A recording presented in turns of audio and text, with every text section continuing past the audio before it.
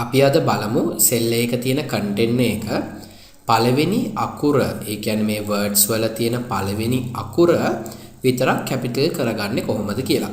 එතකොට ඔයා මේ පළවෙනි නම් සෙට් එක ගත්තනම් ඒකේ ඇවිල්ලා ඔක්කොම කැපිටල් තියෙන්නේ මේකේ ඔක්කොම ටික සිම්පල් තියෙන්නේ.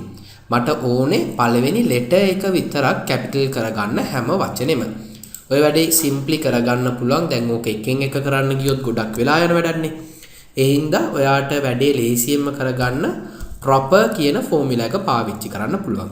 equals proper open the brackets select කරන්න cell එක close the brackets hit enter. දැන් ඔයාට බලා ගන්න පුළුවන් Mr කියන එකේ M එක විතරක් කැපිටල් වෙලා David කියන එකේ D එක කැපිටල් වෙලා Warner කියන එකේ W එක කැපිටල් වෙලා.